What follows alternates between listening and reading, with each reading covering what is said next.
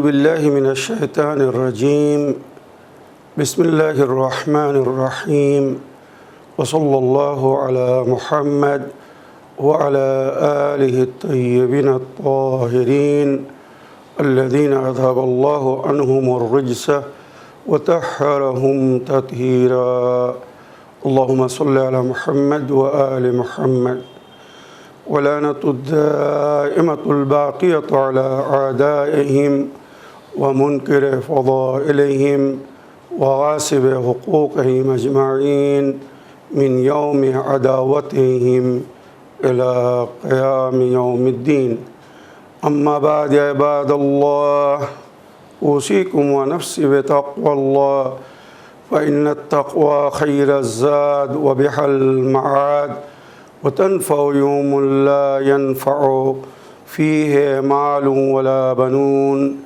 إلا من أتى الله بقلب سليم وصلى الله على محمد وعلى آله الطيبين الطاهرين اللهم صل على محمد وآل محمد وعجل فرجهم আমার প্রিয় দর্শক ও শ্রোতাবৃন্দ আসসালামু আলাইকুম ওয়া রাহমাতুল্লাহি ওয়া বারাকাতুহু আপনাদের সকলকে আন্তরিক সালাম ও শুভেচ্ছা জানিয়ে আজকের অনুষ্ঠান ইসলাম ইন বাংলায় আপনাদেরকে স্বাগতম জানাই। আশা করি আপনারা যে যেখানে আছেন ভালো আছেন, কুশল ও মঙ্গলে আছেন, সুখে থাকুন, শান্তিতে থাকুন, সমস্ত প্রকারের দুঃখ কষ্ট থেকে মুক্তিতে থাকুন। আল্লাহ রাব্বুল আলামিনের কাছে এই কামনা করি, যারা অসুস্থ আল্লাহ তাদেরকে সুস্থতা দান করুন, যারা ঋণে ভুগছে আল্লাহ তাদেরকে ঋণ মুক্তি করুন। ওইরূপ যাদের জীবনে কোনো প্রকারের অভাব বা অশান্তি আছে আল্লাহ রাব্বুল আলামিন তাদের সকলের জীবনে সুখ শান্তি দান করুন ও সকলের মনোকামনা আশাকে পূরণ করুন। আমিন ইয়া রাব্বাল আলামিন। এই দোয়ার সঙ্গে আজকের পর্ব শুরু করতে চলেছি। আপনাদের অনেকের প্রশ্নের উত্তর পেন্ডিং আছে বলে বিনা কোনো ভূমিকায় সরাসরি আপনাদের পাঠানো পেন্ডিং প্রশ্নের উত্তর দিতে চাই। তাই আসুন দেখি কোথা থেকে কে কি প্রশ্ন করছেন বা কে কি জানতে চাচ্ছেন। সালামু আলাইকুম, আমি শরীফ শেখ বলছি কলকাতা নিউ টাউন থেকে। আশা করি ভালো আছেন, আল্লাহ ভালো রাখুক, শরীর স্বাস্থ্য আপনার ভালো রাখুক। আমার প্রশ্নটা হচ্ছে, আজকে শুভ বরাতের রাত্রি 3 তারিখ 2-3 আর কি। তো প্রশ্নটা হচ্ছে মওলা মওলা কাকে বলা হয়, কি কারণের জন্য বলা হয়? মওলা কোনো মানুষের দিয়া জিনিস কিনা? কোনো মওলা মানুষের রাখা নাম কিনা? মওলার কি কি গুণ? মওলা সাহাবীদের মধ্যে কে কে ছিলেন বা হয়েছিলেন বা আল্লাহর তরফ থেকে পেয়েছিলেন? এই নিয়ে আলোচনা করার জন্য আমার অনুরোধ রইল। সালামুন আলাইকুম রহমতুল্লাহ বারাকাতুহু। ওয়া আলাইকুম আসসালাম ওয়া রাহমাতুল্লাহি ওয়া বারাকাতুহু। আমার প্রিয় শরীফ ভাই, আপনার ওয়াইসমেলের জন্যে এবং সর্বদায়ের মতো সুন্দর বিষয় জানার জন্যে যে প্রশ্ন রেখেছেন তার জন্যে ধন্যবাদ জানাই। আপনি মাওলা শব্দের অর্থ বা মাওলা কাকে বলা হয়, সাহাবীদের মধ্যে কে মাওলা ছিলেন বা মাওলা হয়েছিলেন বা কাকে মাওলা বলা হয়েছে, এছাড়া মানে যে মাওলা হবে তার কি গুণগান, এ বিষয়ে আপনি জানতে চেয়েছেন। তো আপনি জানেন আমি সবসময় কোরআনের আয়াত থেকে উত্তর দিই, আর প্রয়োজন হলে হাদিস ব্যবহার করি বা হাদিস বলি, আর সেটা আমার আহলে সুন্নাত ভাইদের বই থেকে সূত্র দিয়ে প্রমাণ দিয়ে, যাতে তারা নিজের বইতে দেখে সঠিক জিনিসটা জানে, মানে বা গ্রহণ করে। তো আসুন, মাওলা শব্দ পবিত্র কোরআনে আল্লাহ রাব্বুল আলামিন নিজের জন্য ব্যবহার করেছেন, প্রিয় নবীর জন্য ব্যবহার হয়েছে, আর ওই ব্যক্তির জন্যে মাওলার শব্দ ব্যবহার হয়েছে যিনি নামাজে রুকুর অবস্থায় যাকাত দিয়েছিলেন। সুতরাং এ বিষয়ে আগে আমি সূত্র বলে দেই, কোন কোন মুসলমানদের তাফসিরের মধ্যে এই হকিকত বা এই বাস্তব আপনারা দেখতে বা জানতে পারবেন।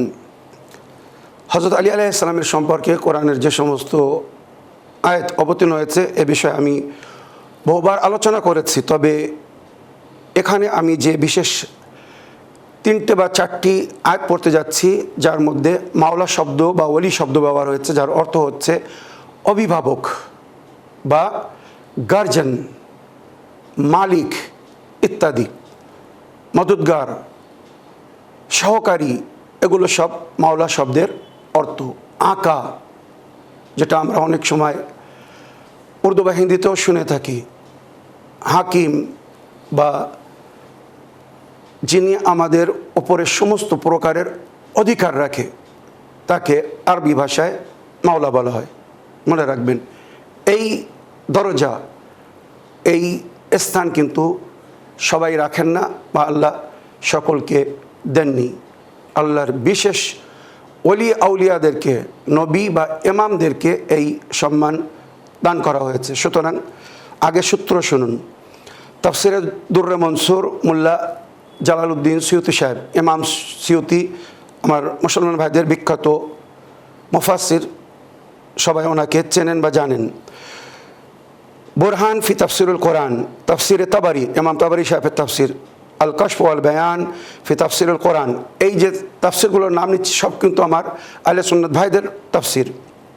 মাআলিম আত-তানজিল, তাফসিরুল কাশাফ, জামিউল বায়ান আন তা'ওয়িলুল কোরআন, আরাইসুল বায়ান ফি হাকায়েকুল কোরআন, তাফসিরুল কোরআন, জামিয়াতুল আজহার, মিশরের সবচেয়ে বড় শিক্ষা স্থান আমার আহলে সুন্নাত ভাইদের, ওখান থেকে ছাপানো বা প্রিন্টেড আল্লামা মাহমুদ শালতুত, মিশরের জামিয়াতুল আজহারের চ্যান্সেলর, উনি তাফসির করেছেন। এই যে তাফসিরগুলোর নাম বললাম, সমস্ত তাফসিরের মধ্যে ঐক্যবদ্ধভাবে লেখা হয়েছে যে সূরায়ে মায়েদা আয়াত নম্বর 55, সূরায়ে মায়েদা আয়াত নম্বর 55, ইন্নামা ওয়ালিয়ুকুমুল্লাহ ওয়া রাসূলুহু ওয়াল্লাযীনা আমানুল্লাযীনা ইউকিমুনাস সালাত ওয়া ইউতুনাজ যাকাত ওয়া হুম রাকিউন। বেশক নিঃসন্দেহে তোমাদের ওলি, অভিভাবক বা মাওলা, এইভাবে এই আয়াতের তর্জমা বা ব্যাখ্যা করা হয়েছে। তোমাদের ওলি, ওলি মানে গার্জেন, অভিভাবক, যেমন মাতা পিতা আমাদের গার্জেন বা অভিভাবক। এই জন্যে আরবিতে মাতা পিতার জন্যে ওলি শব্দ ব্যবহার হয়েছে। এটা কমন বা সাধারণ অর্থে বলা হয়েছে। বিয়ের সময় ওলির অনুমতি ছাড়া, বিয়ের সময় ওলির অনুমতি ছাড়া মানে মাতা পিতার অনুমতি ছাড়া বিয়ে সম্পন্ন হয় না। মনে রাখবেন, ওইরূপ দিনের কোনো কাজ সম্পূর্ণ হবে না যতক্ষণ মাওলা বা ওলি মানে আল্লাহ, রসুল এবং রসুলের পরে যাকে মাওলা বানানো হয়েছিল বা আল্লাহর তরফ থেকে যার মাওলা হবার ঘোষণা করা হয়েছে এই আয়াতের মধ্যে, তাদের অধীনে থেকে যদি কাজ করা হয়, দিনের কাজ করা হয়, তাহলে সেটা অ্যাকসেপ্টেবল হবে, গ্রহণযোগ্য হবে, কবুল হবে, আর তাছাড়া কবুল হবে না। পরিষ্কার বলছি। আর ওই জন্যে নবীর হাদিস এই আয়াতের ব্যাখ্যায়ও নবী বলেছিলেন, যেটা আমার আহলে সুন্নাত ভাইদের বহু বইয়ের মধ্যে আছে। তার মধ্যে একটি বিখ্যাত বই যেটা সমস্ত লাইব্রেরি, মসজিদে বা আমার আহলে সুন্নাত ভাইদের জ্ঞানী গুণী মৌলবী মাওলানাদের কাছে আছে। বইটির নাম হচ্ছে হিলিয়াতুল আউলিয়া, খণ্ড নম্বর 1, পৃষ্ঠা নম্বর 86-তে এই হাদিস আছে, যেখানে নবী বলেছেন, মান সাররাহু আন ইয়াহইয়া হায়াতি, মান সাররাহু আন ইয়াহইয়া হায়াতি ওয়া ইয়ামুতু মামাতি ওয়া ইয়াসকুনু জান্নাতা আদনিন গরাসা রাব্বি ফালইউআলি আলিয়াম মিন বাদি। এই আয়াতের শেষ অংশে যেটা উল্লেখ হয়েছে, আল্লাহ তোমাদের ওলি, রসুল তোমাদের ওলি, ওলি মানে মাওলা বা অভিভাবক, আর ওই ব্যক্তি যে নামাজে রুকুর অবস্থায় যাকাত দিয়েছেন। তো নবী করিম সাল্লাল্লাহু আলাইহি সাল্লাম এর ব্যাখ্যায় ক্লিয়ার বলে দিয়েছেন যে এই ওলি, এই অভিভাবক কে। আল্লাহ রসুলের কথা যদি কেউ মানে বা নবীর সুন্নতের উপরে কেউ যদি আমাল করতে চায়, নবীর মতো জীবনযাপন করতে চায়, নবীর মতো মৃত্যুবরণ করতে চায়, আর ওই জান্নাতে প্রবেশ করতে চায় যে জান্নাতকে তাদের প্রতিপালক তাদের জন্য সাজিয়েছে, তো নবী বলছেন ফালিউ আলে আলী আম্মেম বাদি, সে যেন আমার পরে আলীকে নিজের মাওলা মেনে নেয়। সূত্র আহলে সুন্নাত ভাইদের বই থেকে বললাম। আবু নঈমে আলবানী বা আসফাহানি উনি এই বইটি লিখেছেন। আর রাবি ইবনে আব্বাস, মনে রাখবেন বিখ্যাত রাবি, আর হাদিস সহিউস সনদ, সমস্ত মুসলমান এই হাদিসটাকে সহিউস সনদ বলেছে, যার ঘোষণা নবী নিজের জীবনে 18ই জিলহিজ্জা সন 10 হিজরিতে বিদায় হজ থেকে ফেরার পথে গাদির খুমের ময়দানে যখন পৌঁছেছিলেন, আল্লাহর তরফ থেকে ওয়াহি এসেছিল, আয়াত এসেছিল সূরা মায়দা, বিসমিল্লাহির রহমানির রহিম, ইয়া আইয়ুহার রাসূল বাল্লিগ মা উনজিলা ইলাইকা মির রাব্বিক ওয়া ইল্লাম তাফআল ফামা বাল্লাগতা রিসালাতাহু ওয়াল্লাহু ইয়াসিমুকা মিনান নাস। হে আমার রাসূল, বাল্লিগ মা উনজিলা ইলাইকা মির রাব্বিক, আপনি সেই পয়গামকে পৌঁছে দিন যেটা আল্লাহর তরফ থেকে আপনার উপরে অবতীর্ণ করা হয়েছে। কি ছিল এমন পয়গাম যার সম্পর্কে আল্লাহ নিজের নবীকে বলছেন ওয়া ইল্লাম তাফআল ফামা বাল্লাগতা রিসালাতা, এই পয়গাম যদি আপনি না পৌঁছে দেন তো আপনি রিসালাতের কোনো কাজ করেননি। নবীর পুরো রিসালাত, রসুল হয়ে যে দায়িত্ব উনি বহন করেছিলেন, বা নবী হয়ে নবুয়তের যে দায়িত্ব বহন করেছিলেন, সমস্ত দায়িত্ব বিফল বৃথা হয়ে যাবে আজ যদি নবী এই ঘোষণা না করেন, এই পয়গাম না পৌঁছে দেন। সেটা কি ছিল? আন্না আলিয়ান মাওলাল মুমিনিন, আপনি আপনার উম্মতকে, আপনার সাহাবীদেরকে, যারা আপনার সঙ্গে হজ করেছে, নারী বা পুরুষ, এদেরকে বলে দিন আপনার পরে কিয়ামত পর্যন্ত আপনার দিন যার মাধ্যমে বা যার সন্তানাদিদের মাধ্যমে রক্ষা পাবে, প্রচালিত থাকবে, আপনার পরে আর কেউ নবী হবে না। আপনি হচ্ছেন শেষ নবী, নবুয়ত এখানে শেষ হয়ে গেছে। সুতরাং এখান থেকে কিয়ামত পর্যন্ত আল্লাহর দ্বীনের রক্ষার স্বার্থে বা আল্লাহর দ্বীনের হেফাজতের জন্যে ইমামাতের সিলসিলা জারি হবে। আর তার মধ্যে প্রথম ইমাম হবেন হজরত আলী আলাইহিস সালাম, তারপরে ওনার ছেলে ইমামে হাসান ও হুসাইন আলাইহিস সালাম, তারপরে ইমাম হুসাইনের ছেলে ইমামে জাইনুল আবদিন আলাইহিস সালাম, তারপরে ওনার ছেলে ইমামে মোহাম্মদ বাকের আলাইহিস সালাম, তারপরে ওনার ছেলে ইমামে জাফর সাদিক আলাইহিস সালাম, তারপরে ওনার ছেলে ইমামে মুসা কাদিম আলাইহিস সালাম, তারপরে ওনার ছেলে ইমাম আলী রেজা আলাইহিস সালাম, তারপরে ওনার ছেলে ইমামে মোহাম্মদ তকি আলাইহিস সালাম, তারপরে ওনার ছেলে ইমাম আলী নকি আলাইহিস সালাম, তারপরে ওনার ছেলে ইমামে হাসান আসকারি আলাইহিস সালাম, তারপরে ওনার ছেলে কিয়ামত পর্যন্ত যিনি এই দায়িত্ব বহন করবেন, দ্বীনের রক্ষা করবেন, আল্লাহর বান্দাদেরকে, নবীর উম্মতকে গাইড করবেন, উনি হচ্ছেন শেষ ইমাম, ইমাম মেহেদী আলাইহিস সালাম। পরস্পর এইভাবে নবী সমস্ত ইমামদের নাম বলেছিলেন। মুল্লা জালালউদ্দিন সিউতি সাহেবের তাফসির তুলে দেখুন, পরিষ্কার নবী নাম বলে গেছেন যে আমার পরে আমার উম্মতের অভিভাবক বা মাওলা হবে কারা। তো এখানে পরিষ্কার হয়ে গেল যে আমাদের ওলি, অভিভাবক বা মাওলা হচ্ছেন আল্লাহ, রসুল ও মাওলা আলী। দ্বিতীয় আয়াত শুনুন, ইয়া আইয়ুহাল্লাযীনা আমানু আতিউল্লাহ ওয়া আতিউর রাসূল ওয়া উলিল আমরি মিনকুম, হে বিশ্বাসীগণ তোমরা ইতাআত করো, অনুসরণ করো, অনুগমন করো, কার? আল্লাহর এবং আল্লাহর রসুলের, ওয়া উলিল আমরে মিনকুম, আর তোমাদের মধ্যে যে উলিল আমর, সাহেবে আমর, যার হুকুমে মানুষ মরতে পারে বা জীবিত হতে পারে। কোরআনে উল্লেখ হয়েছে রূহ কি, ইয়াসআলুনাকা আনির রূহ, হে আমার নবী রূহের সম্পর্কে আপনার কাছে প্রশ্ন হয়। আপনার উম্মত বা সাহাবীরা জিজ্ঞাসা করে রূহ কি, কুলি রূহ মিন আমরি রাব্বি, আপনি বলে দিন রূহ আমার প্রতিপালকের হুকুম। যত সময় আল্লাহর হুকুম চলছে আমরা চলছি, আমরা বেঁচে আছি। আল্লাহ যখন নিজের হুকুম তুলে নেবে আমরা শেষ হয়ে যাব, মারা যাব। এই রূহ মানে আল্লাহর হুকুম। এবারে আল্লাহর হুকুম যে চালাতে পারবে সেই হবে উলুল আমর। পুরো বিশ্ব জগতে খুঁজে দেখুন, এমন ব্যক্তি কেউ আনতে পারবে না, কেউ এমন ব্যক্তির সম্পর্কে বলতে পারবে না যে মৃত্যুকে জীবিত করেছে। হযরত আলী ছাড়া সাহাবাদের মধ্যে কেউ এ কাজ করতে পারেনি।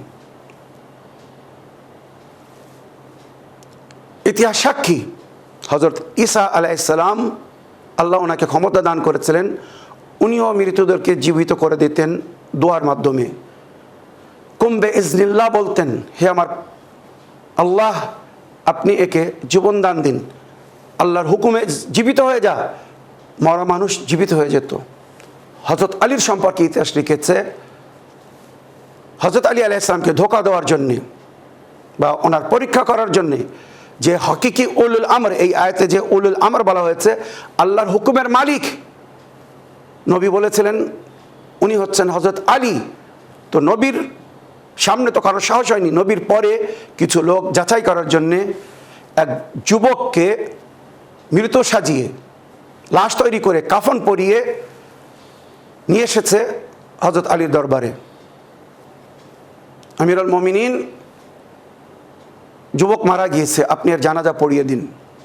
মাওলা আলী, যিনি পুরো দুনিয়ার উপরে নজর রাখেন আর যার হাদিস বাণী কথা লাউ কাশাফাল গিতা লাম্মাজদাদা ফি ঈমানি, আমার চোখের সামনে থেকে যদি পর্দা সরিয়ে দেওয়া হয়, আল্লাহ মানে আল আব্দ মাবুদের মাঝখানে যে পর্দা আছে, আল্লাহকে না দেখে আমরা বিশ্বাস করি, মানি। তো মাওলা আলী বলছেন এই পর্দা যদি সরিয়ে দেওয়া হয় তো আমি যে বিশ্বাস আমার প্রতিপালকের উপরে বা প্রতি রাখি চুল পরিমাণে পার্থক্য হবে না। তাহলে কত দৃঢ় এবং দূরের দৃষ্টি রাখেন। দেওয়ালের পেছনে কি হযরত আলী দেখতেন। কাফনের মধ্যে যুবক বেঁচে ছিল। হযরত আলী তার মাকে ডাকলেন, কেন তার পিতা বেঁচে ছিল না, তার মা ছিল, আর মা হচ্ছে তার ওলি, অভিভাবক। বিনা অলির অনুমতিতে জানাজা পড়ানো জায়েজ না। তো হযরত আলী তার মাকে বললেন, আমি কি তোমার ছেলের জানাজা পড়াবো, নামাজে মাইয়াত পড়িয়ে দেবো? বলল হ্যাঁ, কেননা তাকে পয়সা দিয়ে, লোভ লালসা দিয়ে রাজি করেছিল যে তোমার ছেলে তো বেঁচে আছে, বেঁচে থাকবে, তাছাড়া এত হাজার দিনার বা দিরহাম তোমাকে আমরা দিচ্ছি, আরামে জীবনযাপন করতে পারবে। আমরা আলীর যাচাই করতে চাই আলী উলিল আমর কিনা। মাওলা আলী আলাইহিস সালাম যখন তার মাকে জিজ্ঞাসা করলেন, সে দুনিয়ার লোভ লালসায় পড়ে বলল, হ্যাঁ মাওলা আলী আপনি জানাজা পড়িয়ে দিন। মাওলা আলী তাকবীর বলে জানাজা শুরু করলেন। জীবিতর নামাজ মাইয়াত হয় না, জীবিত ব্যক্তির নামাজ মাইয়াত হয় না। হযরত আলী যেই তাকবীর বলতে যাচ্ছেন ওদিকে মালাকুল মউত এসে নিজের কাজ করে চলে গেছে। হযরত আলী তাকবীর শেষ, ওদিকে যুবকও শেষ, তার কাহিনী খতম, সে মুর্দা।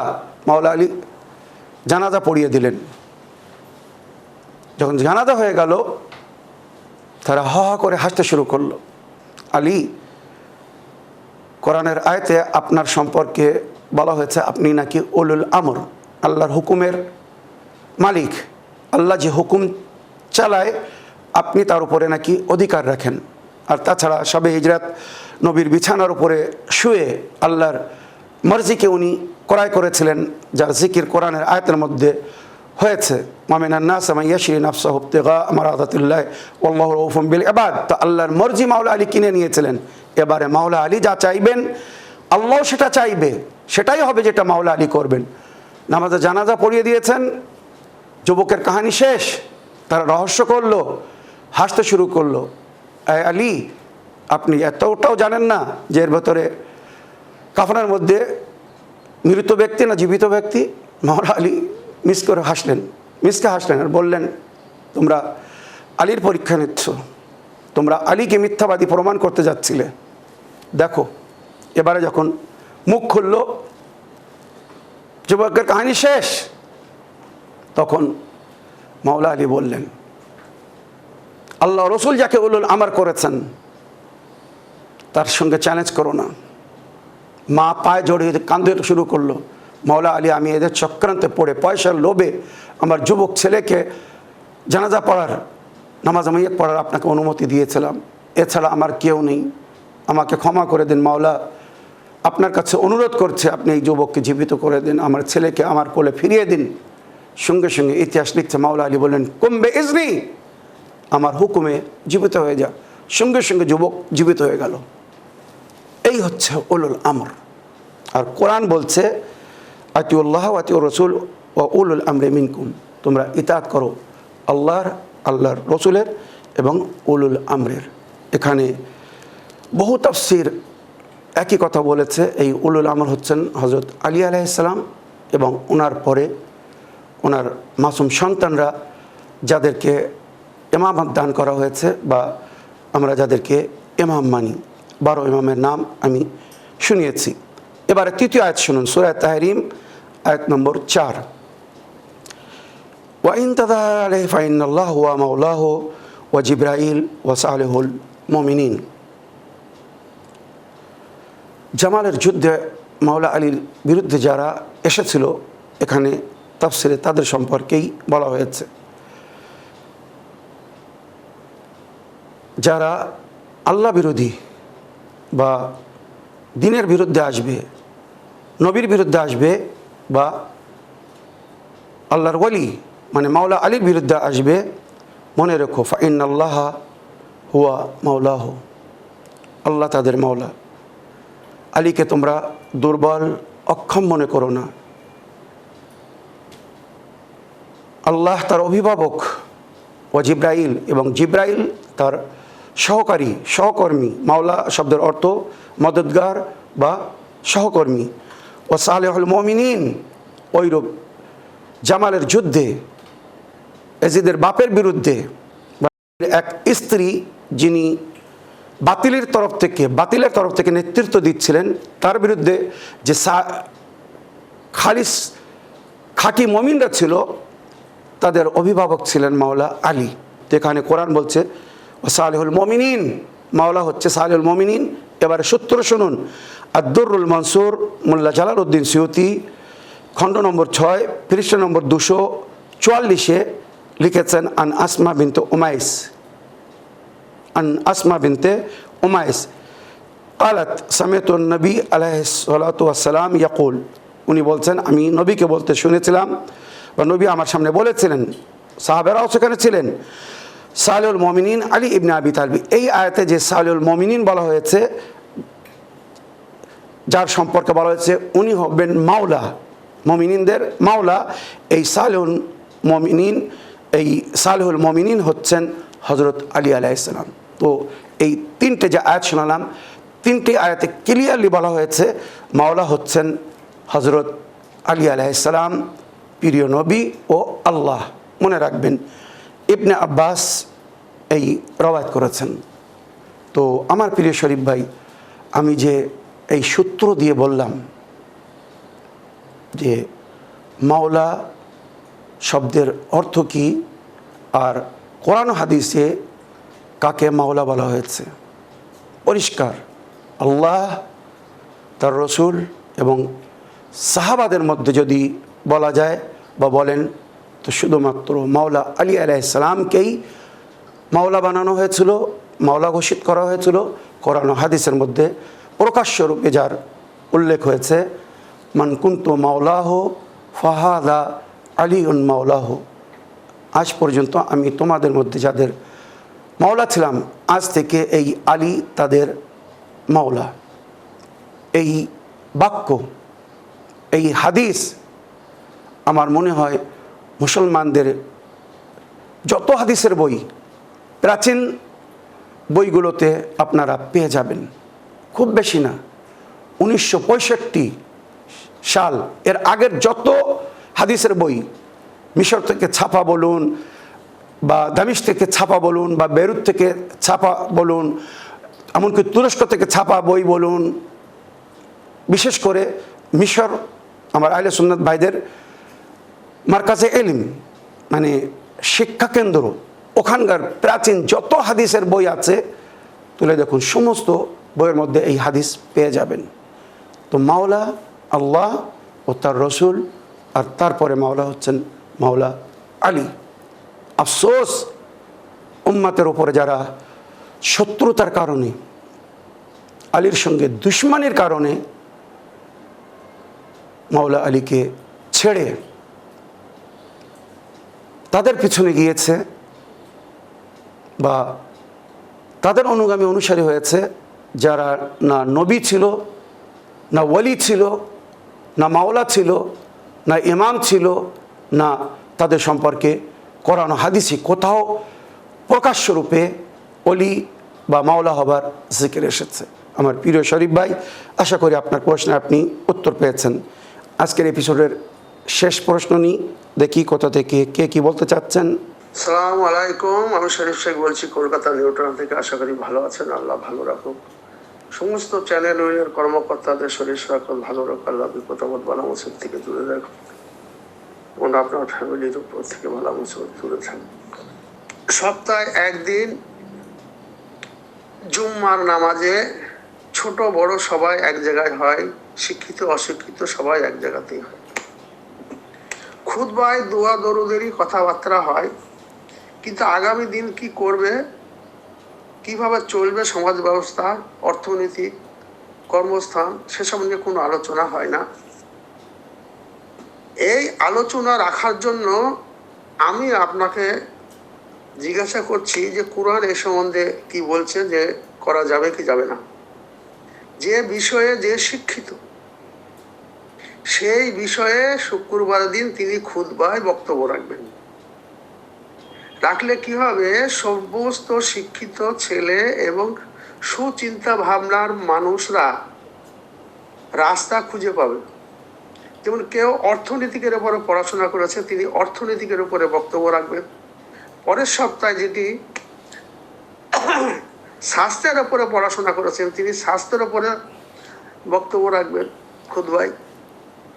যিনি কৃষির উপরে পড়াশোনা করেছেন, এগ্রিকালচার, তিনি এগ্রিকালচারের উপরে লেকচার রাখলেন, বক্তব্য রাখলেন খুতবায়।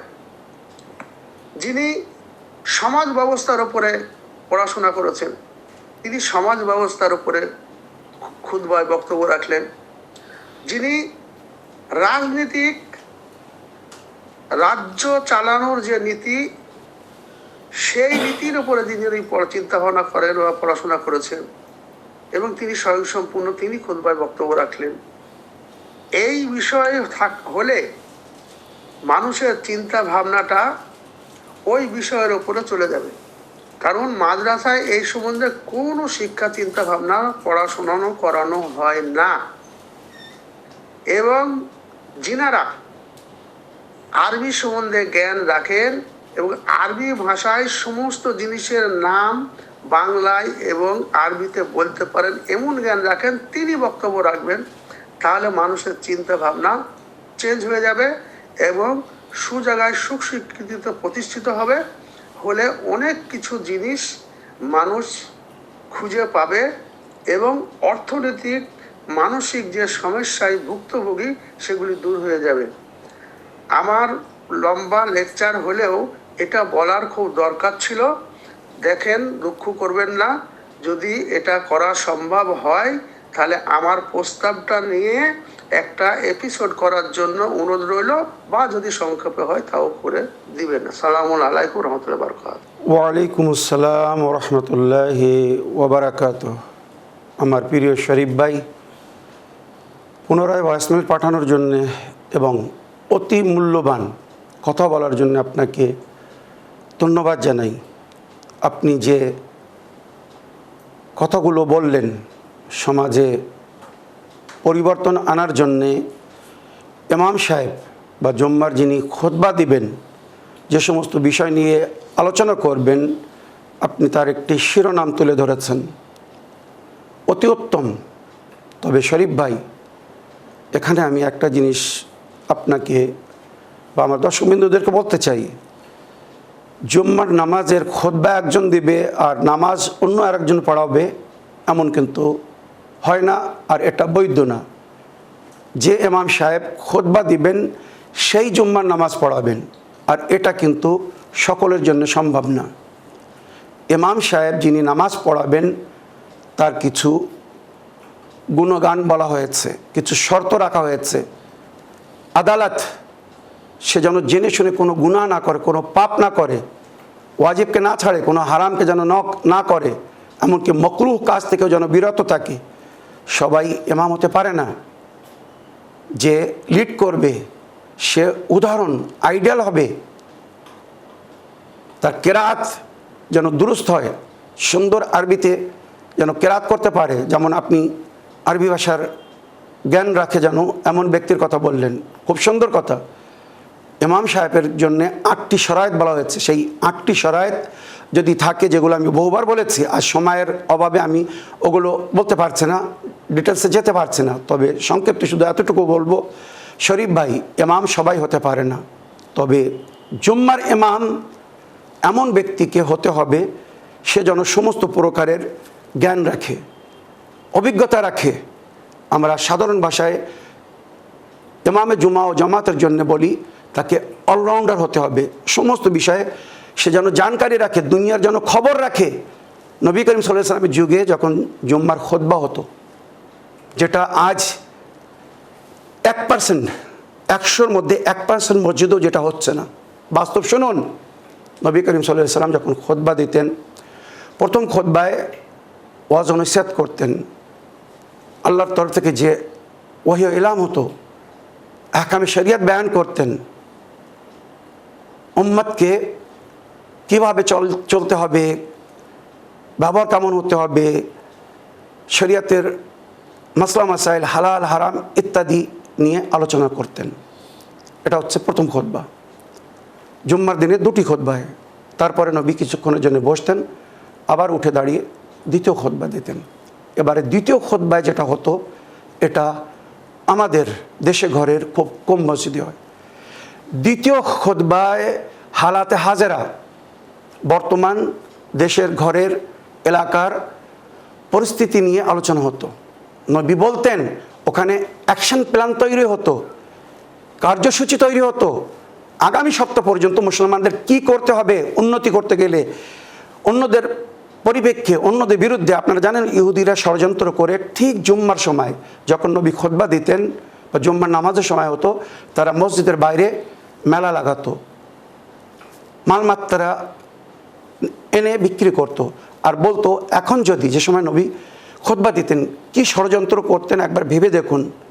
খুতবা দিতেন তখন বলতো, এখন যদি তোমরা কেনো, বা নবী যে সময় জুম্মার নামাজ পড়াতেন তখন চিল্লে চিল্লে বলতো, যদি এখন কেনো হাফ দামে দেবো, এরপরে কিনলে পুরো দাম দিতে হবে। তার মানে যাতে নবীর নামাজে কেউ না থাকে।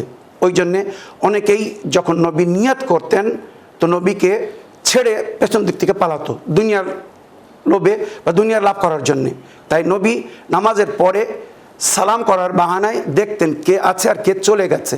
এবারে বাস্তব শুনুন, নবী যখন খুতবা দিতেন বা নামাজ পড়াতেন, সেই সময় ইহুদিরা মেলা লাগিয়ে চিল্লাতো মসজিদের বাইরে, এটা নাও এত দামে, অল্প দামে, হাফ দামে দিয়ে দিচ্ছি। নবী তখন খুতবায় বলতেন, তোমরা ইহুদিদের ষড়যন্ত্রের শিকার হও না। যে জিনিস তারা বিক্রি করছে তোমরা নিজেরা সেই জিনিস তৈরি করো। হয়তো প্রথমে তত সুন্দর হবে না যত সুন্দর তারা তৈরি করে বিক্রি করছে, চেষ্টা করো, একদিন তোমরাও সফলতা অর্জন করবে। একটা একটা জিনিস নবী করিম সাল্লাল্লাহু আলাইহি ওয়াসাল্লাম নিজের উম্মতকে তৈরি করা শিখিয়েছিলেন, বানানো শিখিয়েছিলেন, যাতে অন্যদের মোহতাজ না হয় উম্মত, অন্যদের উপরে নির্ভর করে যেন না থাকতে হয়। সেই নবীর উম্মত, আফসোস, দুঃখের বিষয়, আজ পুরো বিশ্বের উপরে যদি আপনাদের নজর থাকে তো বলুন, বিশ্বের বড় বড় যে সমস্ত আবিষ্কার, ইনভেনশন, এর মধ্যে মুসলমানদের কত হাত? কোন বড় মুসলমান বৈজ্ঞানিক বা সায়েন্টিস্ট বড় বড় জিনিস তৈরি করেছে? তৈরি করেনি আমি কথা বলছি না, কিছু আছেন যারা তৈরি করেছেন, কিন্তু অধিকাংশ বৈজ্ঞানিক বা সায়েন্টিস্ট সব আপনারা দেখবেন নন মুসলিম। মুসলমান যাদের নবী, তাদেরকে সমস্ত প্রকার শিক্ষা দিয়ে গেছেন। ইমামে বাকের আলাইহিস সালাম, ইমামে জাফর সাদিক আলাইহিস সালাম এই সায়েন্সের ইনভেনশন করে গেছেন, ইজাদ করে গেছেন। ওনারাই দুনিয়াকে সায়েন্স শিখিয়েছেন। আজ তাদের মান্যকারীরা কেন পিছনে? তো আমার প্রিয় শরীফ ভাই, সংক্ষিপ্তে এতটুকু বলবো, আপনার কথা সত্যি বাস্তব, তবে ইমামদের মধ্যে এই কোয়ালিটি হতে হবে, তারা যেন সমস্ত বিষয় জ্ঞান রাখে আর সমস্ত বিষয় যেন উম্মাতকে, মামুমিনদেরকে, নামাজিদেরকে গাইড করতে পারে। অনেক কথা, মনের বেদনা, কাকে বলবো, কত বলবো। আমার প্রিয় শরীফ ভাই, আমি ক্ষমা চাই। আশা করি যতটুকু বললাম বুদ্ধিজীবী বা জ্ঞানীদের জন্যে ইশারা যথেষ্ট হয়। আমি ইশারায় যা কিছু বলেছি, আশা করি যদি তারা বোঝে, তো কয়েক ঘন্টার কথা আমি এই সামান্য কয়েক মিনিটের মধ্যে বলে দিয়েছি। এই বলে আমার আজকের বক্তব্য এখানে শেষ করলাম। ওয়া আখিরু দাওয়ানা আলহামদুলিল্লাহি রাব্বিল আলামিন। আসসালামু আলাইকুম ওয়া রাহমাতুল্লাহি ওয়া বারাকাতুহু।